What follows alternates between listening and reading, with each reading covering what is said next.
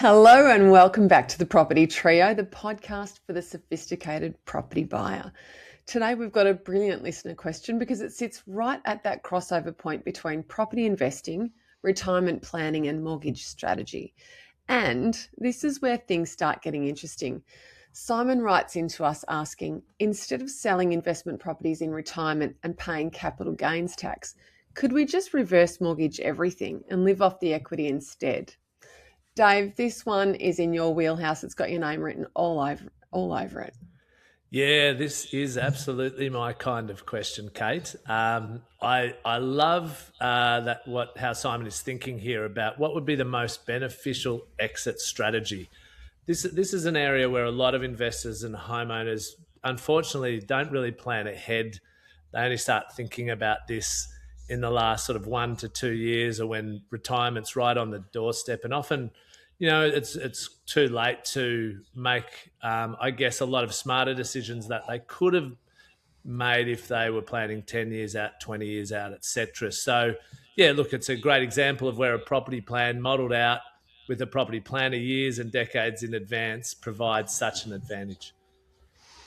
Yeah, I think when we're in accumulation mode, we sort of think in the back of our minds, yeah, we're going to have to do something at the back end, but just get so focused on the portfolio growth that suddenly we get into a position where we're like, gosh, we're heading towards retirement, and we need to actually think about the strategy from transitioning from accumulation to actually living off the wealth that we've built. Unfortunately, thinking about it in the last couple of years before you're retiring is not a great strategy. But while we're on the topic, some feedback to share that we received from Simon. He said, love your work, guys. With your totally free and very generous help, I've been able to go from 80K in negative equity to 35K in credit card debt to starting at almost 1 million in equity in under 10 years, growing a family in the process with 3 and 5-year-old girls. It's not come without sacrifice, but it's most definitely been worth it. Thanks for all that you guys do. Isn't that lovely? That's so cool. I would love to know, Simon, when you get a chance, just let us know when you felt inspired, because we've been going now for 7 years, and I'm just really intrigued to know, you've got a 3 and a 5-year-old now. Did this happen while you were a parent, or did you, have a bit of an epiphany or feel the influence before you had kids? Because it's made my day reading that, to be honest. Yeah, it's such an awesome story, isn't it? Having 80K in negative equity, sounds like you might have made a poor property purchase at some point, 35K in credit card debt now, to be 10 years later and almost $1 million in equity. It's such a great story, and that he credits a lot of it to listening to all our, or I assume most of our 360 free or stuff. so episodes. That's so cool. Our free stuff, yeah. It's really cool. That's very special. Well, that is why we do it. All right, well, let's jump into Simon's question. Simon tells us that they currently have a principal place of residence worth about $800,000, 2 investment properties worth around $1.4 million combined, a total debt soon sitting around $1.5 million. They're refinancing to add a granny flat and boost income, which honestly sounds like a future podcast in itself, but I digress. The real question is, their original retirement plan was to sell the properties, manage the CGT, invest the proceeds into a conservative portfolio, combine that with about $1 million in super, and cruise comfortably into retirement. But now they're wondering, is a reverse mortgage actually a better option? Is it possible to reverse mortgage on investments? Are they able to take still 100% of the rental income? And if they reverse mortgage over many years, is it beneficial for capital gains with each year having a tax-free threshold, or is it all calculated at the start of the agreement? Wow, we've got some tax advice here too. So, Mike, you can put on your thinking cap. Dave, what are your initial thoughts? Yeah, look, there's a fair bit to cover here. It's probably a whole episode worth of questions. So yeah, we'll work our way through this and really focus in on reverse mortgages, because it's a topic we haven't covered before, and it's something I think, and certainly seeing firsthand, it's becoming more of a consideration as we have the ageing population, more baby boomers retiring. So, and a lot of people's wealth's tied up in the family home in particular, and property more broadly. So, again, look, congratulations. What a great achievement, really is. So, look, this is exactly what sophisticated investors should be thinking about. You've built assets, you've created equity, and now you're asking how to convert this into wealth and lifestyle or retirement income. Post finishing work. So, look, I love the advanced planning that he's doing, given his kids are only 3 and 5. I'm going to assume that he's only around 30 or 40 years old. So he's probably still got at least 20 years plus of work ahead of him, yet he's thinking through these questions already, which is just fantastic. So I'd just like to make a couple key distinctions for our listeners to understand early in the episode. A reverse mortgage generally is not a retirement investment strategy. It's more a cash flow tool to help you fund your retirement. So it can allow you to hold on to your property related assets, and ideally the return in terms of capital growth and on any investment properties, when you add on the cash flow, outstrips the interest on the debt, and also the probably less likely to increase the debt as it's compounding, because as we'll discuss with reverse mortgages, you don't need to make repayments on them. So these are a couple of points really important to understand at the outset of this episode, but we'll unpack this further as we go through the questions that is asked. Yeah, okay. Well, let's dig into this, and we'll start with the basics. Mike, can you outline for our listeners the 101 of reverse mortgages? Yeah, I can remember when this came out, and I thought it was a brilliant idea, but I imagined that the uptake would be next to minimal, because it's for people in advanced age that are giving away equity in their hard-won, potentially unencumbered property. But what we're talking about is a loan for home owners that allows them to borrow against their home's equity. And as Dave mentioned, you don't need to make those regular repayments on the debt. It's available normally to people that are 60 plus years old, although I did find one funder that was sort of saying 55 and over, but 60 is the norm. And the borrower can access loan funds as either a lump sum or a regular income stream, a line of credit, or a combination of the both. So there's no requirement to repay that loan while they're living in the property. Instead, the interest will compound and is added to the loan balance. So each month that the loan balance it will be growing rather than reducing, and hence the sort of reverse nature of it. Then the loan is actually repaid when the property is sold or the borrower moves into aged care or passes away. So essentially you're postponing repayment of both the loan and the accumulated interest until the property is eventually sold. So that allows you to access and use the equity in the home now without the ongoing cash flow pressure of making those regular loan repayments. So really it's not necessarily designed specifically, in my view, for Simon's position, but we hear a lot about asset rich and cash flow poor. For people that don't necessarily have the nest eggs and the superannuation balance that he has, it enables somebody that has a home but no real way to bankroll themselves in the later stages of life to tap into that equity there. Yeah, look, you've nailed it. Really great summary there, Mike. I'll just add that many lenders do also allow voluntary repayments. So this can include ad hoc lump sum repayments, regular interest repayments to stop or reduce the compounding effect on the loan, and partial payments of the loan balance. But as you've touched on, there's no requirement to make repayments on a reverse mortgage. And that's really what makes them appealing for many retirees, because it allows them to access the equity in their home and at times investment properties as well, without creating additional cash flow pressure from ongoing loan repayments. And ultimately it allows them to continue to live near family and friends and in the home where they presumably are comfortable and happy. Yeah, and maybe people are in a situation where they've got a fairly valuable house that might be unencumbered, and rather than having to downsize. If they need cash, they can release that equity to fund a renovation or modify their home so it suits them better for the latter stages of life. They might have in-home care costs rather than going into nursing homes.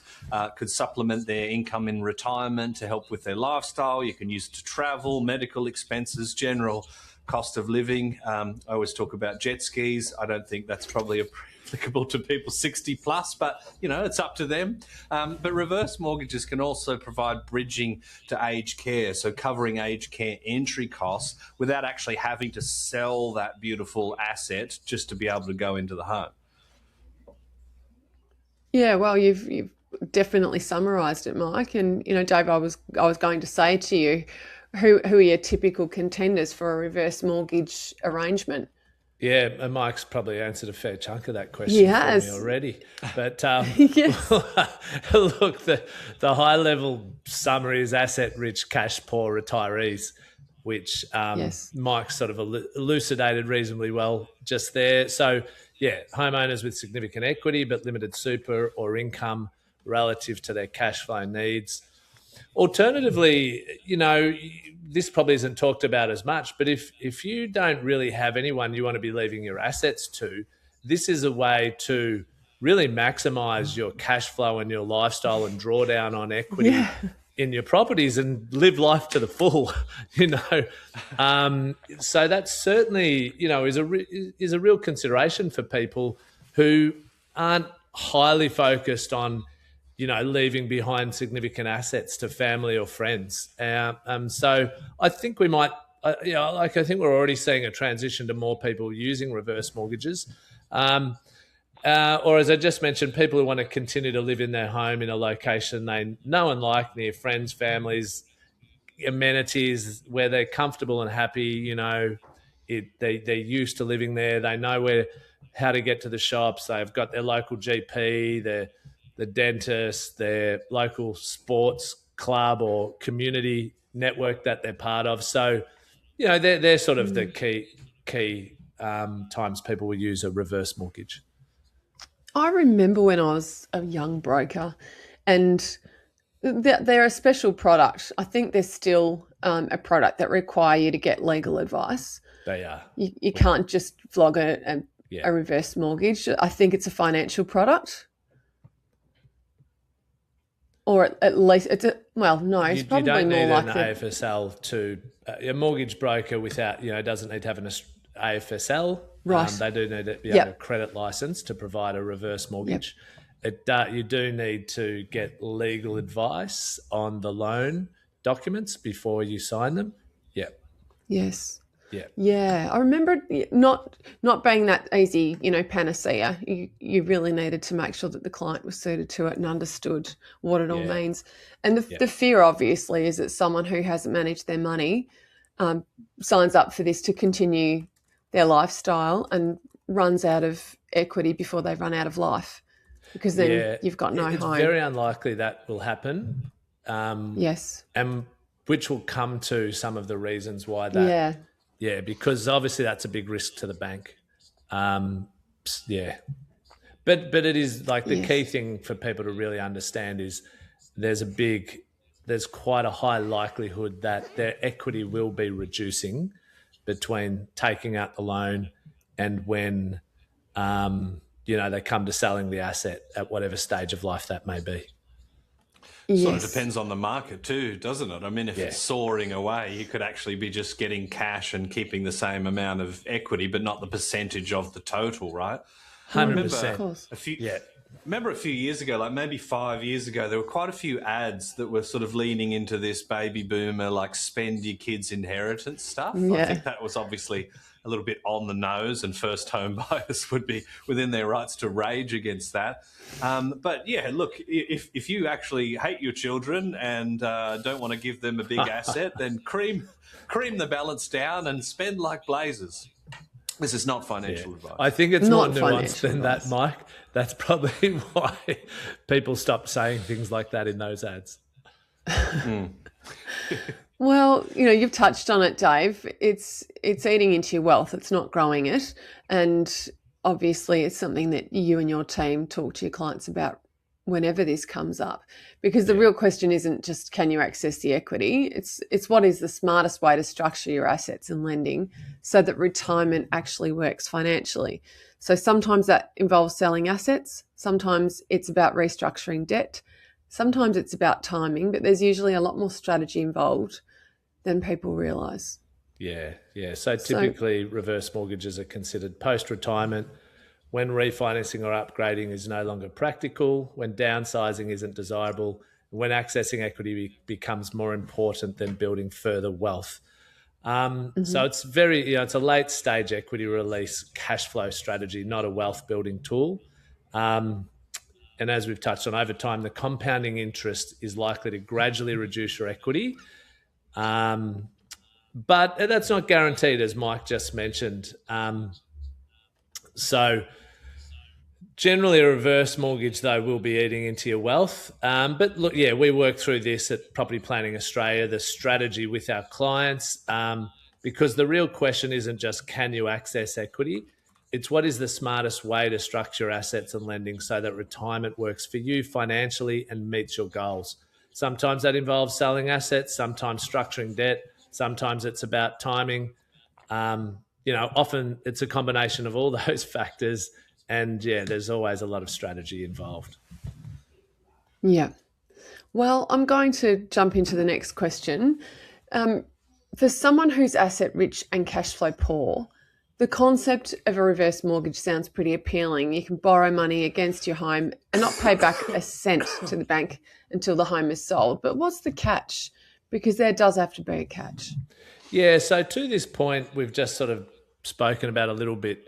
Well, there's certainly a catch. There's probably more than one. But the main limitation is the amount you can borrow is heavily linked to your age.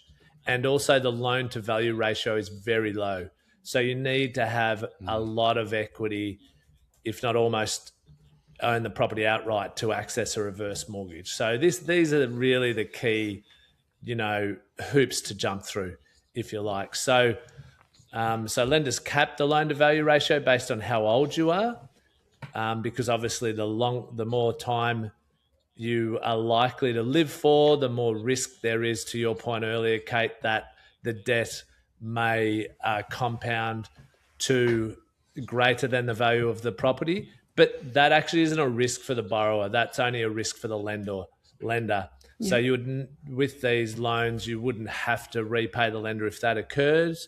But that's why they have the loan to value ratios so low, and the age you must be to take them out so high. So there may be, some lender who's pushed the boundaries, and Mike's found one who might allow you to do this at age 55. But for most lenders, if you're 60 or above, you can borrow only 15 to 20% of the value of the property. If you're age 70 or above, it's 20 to 30%, and 80 or above, it's 30 to 40% of the value of the property. Yep. So most people would be aware that generally you can borrow up to 80% of the value of a property, or 95% with mortgage insurance. Obviously, this is a lot lower, and that means as the debt compounds, it's much less likely. You've got growth on, say, $1 million asset, and you've got interest on, say, a $200,000 or $300,000 loan. That gap is a large number, and so that's what makes it very, very unlikely that the debt will ever reach the value of the property. So quite simply, the older you are, the more equity the lender is willing to release to you. And clearly you need to have a lot of equity in the property also, if not own it outright. Yeah. Makes sense to me, right? Because it's a risk for the bank, because 60 isn't as old as it used to be. I know that's a weird statement, but people are living longer. So if you take out a reverse mortgage at 60 and you live to 100, which is becoming more and more feasible these days, that's 40 years of debt accumulation, and that interest is compounding every month. So that bank needs enough equity as a buffer to ensure that when that person sells, or they are deceased and the property goes on the market or is bought by a relative, that they've got enough sort of coverage for them. So all of these reverse mortgages come with what's called a no negative equity guarantee. So that will mean that the borrower can never end up owing more than the property is worth when it's sold. So the lender's got to carry that risk, and they need to ensure that the property will always be worth more than the debt. That's the big risk for the bank. So the other thing to remember is existing debt matters as well. So if the lender allows, say, a maximum lending limit of 30% of the property value, but you still have 15% mortgage owing in the traditional sense, then you might only be able to access another 15% in new funds. So as an example, if you've got a $1 million property and you have a $150,000 loan and your max LVR is 30%, you could take out a lump sum of 150K or have a drawdown plan which gives you that regular periodic payment, example, $1,000 a month. Yeah, and look, the other catch of why, you know, the debt is compounding and may grow at a faster rate than the growth of the value of the property, even though the loan to value ratio is so low, is that interest rates are higher on these loans. Now, they're probably higher because they're more sophisticated, there's more work involved for the lenders, there's potentially slightly greater risk involved as well. So, you know, it's not based on your ability to meet repayments. So they tend to charge about 2 to 3% above like regular home loan rates. So that's something to factor in. Also, the big four lenders generally don't play in this space. So you're more looking at second tier lenders, non-bank lenders who are operating in this area because it's more niche. It's quite big. It's more popular in somewhere like, say, the UK. So there are some lenders from that marketplace who are trying to replicate that in Australia. And so that's certainly a key difference is the interest rate tends to be quite a bit higher. Okay, this is a really critical question.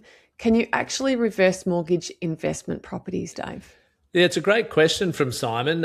Usually the answer is no with most lenders, but there are a few exceptions. So reverse mortgages are primarily designed to access equity in your home. So most lenders structure these products around the principal place of residence. However, there are a small number of lenders in Australia that may allow other property types, and that may be holiday homes, it may be investment properties, to be used as security in certain circumstances. So you would need to be in quite a strong financial position for that to occur. When that does happen, the lending terms are usually a bit more conservative as well. For example, loan to value ratios are typically lower than they would be for owner-occupied homes. And as we've learnt, they're already very low. So you'd almost be wanting to own the investment property or the holiday home outright. The property usually needs to be in good quality, so standard residential security. The lender may place tighter limits on the maximum loan amount, and you may also have higher interest rates than if it was against the principal place of residence. If the property is an investment property, lenders may also look at the rental income being generated. And this isn't necessarily to service the loan, because as we've covered, that isn't a requirement for reverse mortgages, but to ensure the property can reasonably cover holding costs like rates, insurance, and maintenance over time.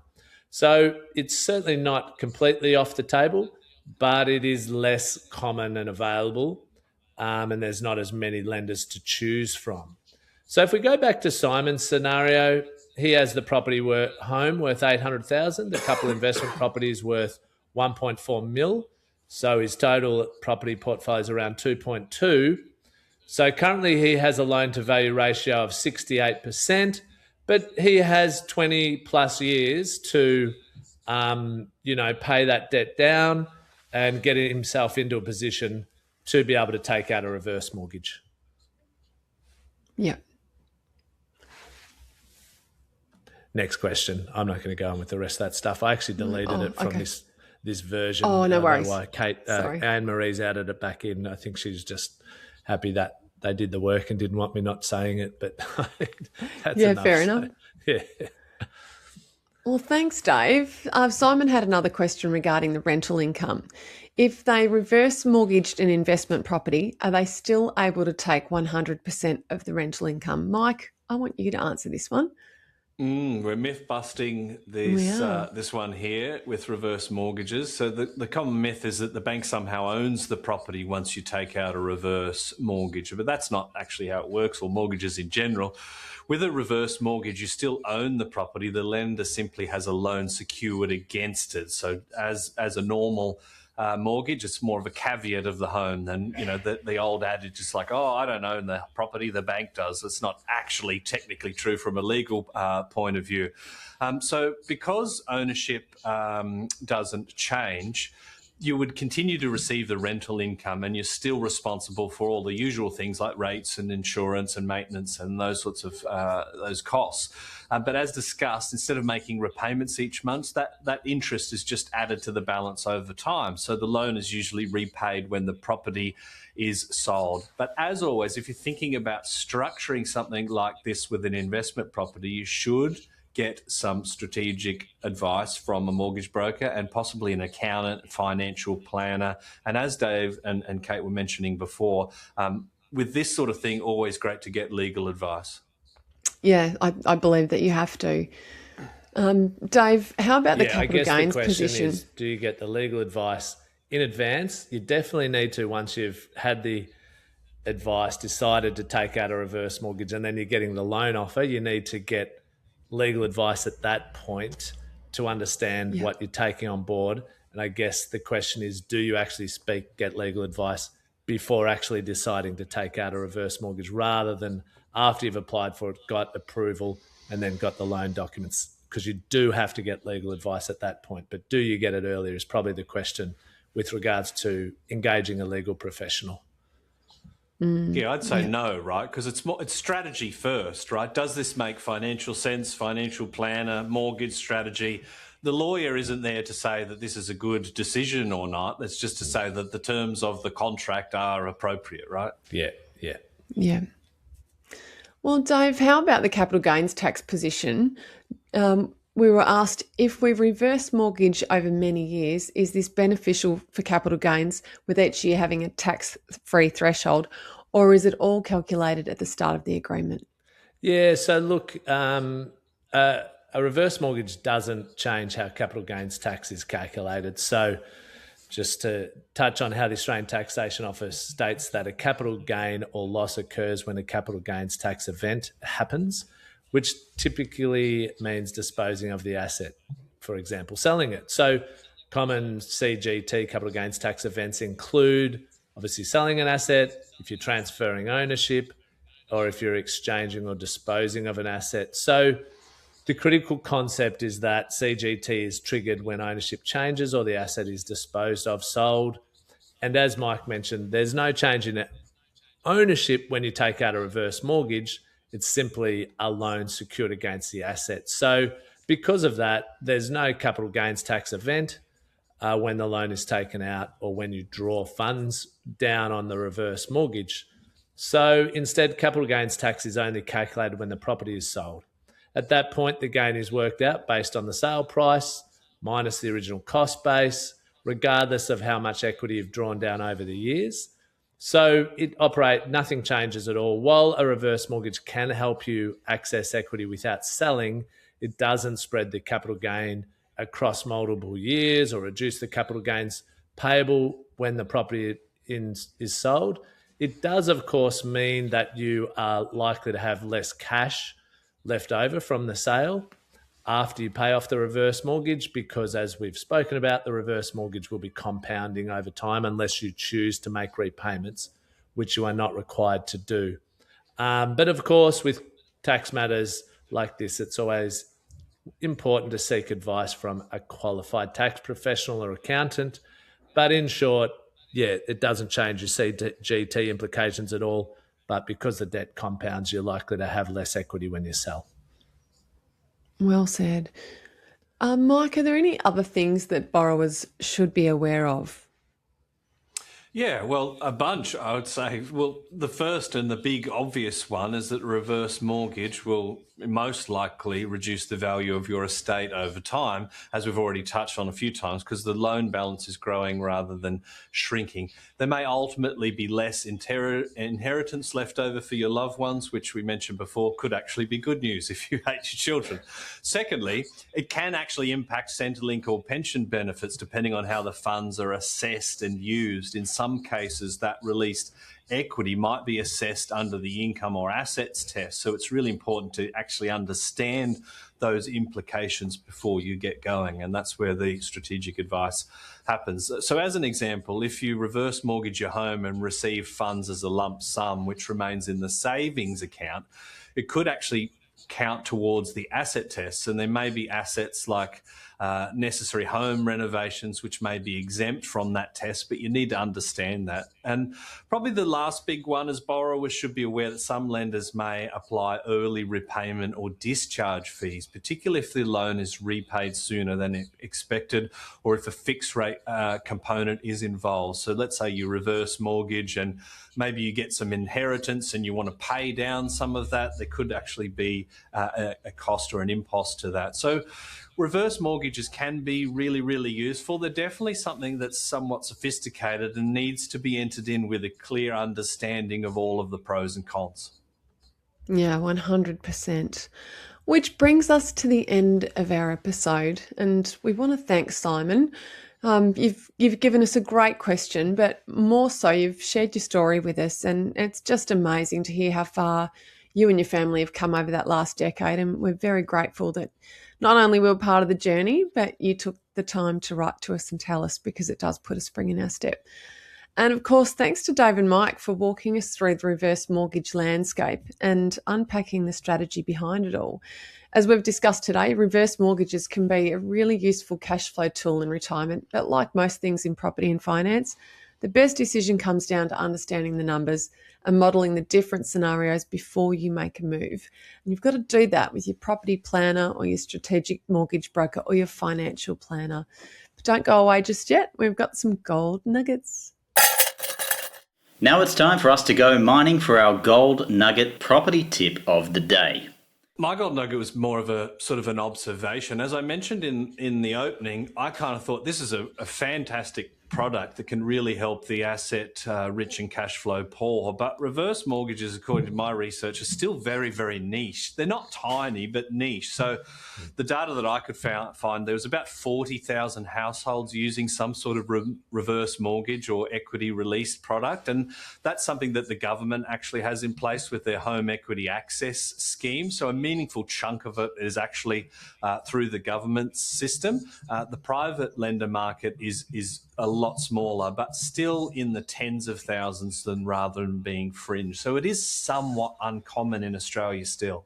Yeah, and I think it will become more common with our ageing population as we move forward, particularly if our cost of living remains relatively high and we can't fix our productivity problem. But let me not get sidetracked on that right now. It's another show.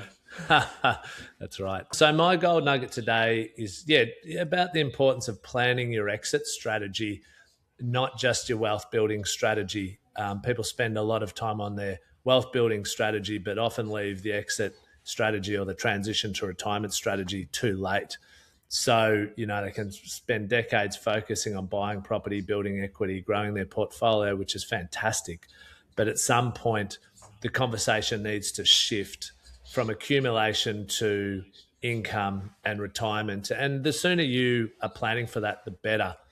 So that's why it's so important to plan these things well in advance and speak with the right professionals, whether that's your accountant, financial advisor, property planner, strategic mortgage broker.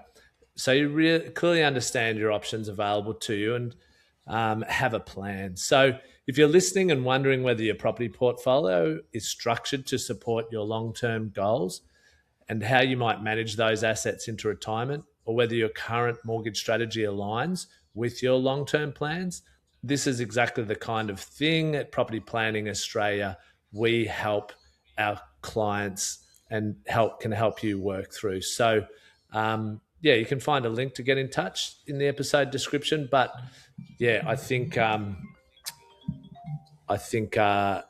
planning ahead for your transition to retirement and your exit strategy is just as important as your planning in the accumulation phase. I've got a little gold nugget. I can see why it's not a massive number of Australians that take up this option. And the reason for that is, and a lot of our listeners will relate to this, our listeners might be tuning in because they're in the early phase, or they could be home buyers who are looking for some great tips. But a lot of our listeners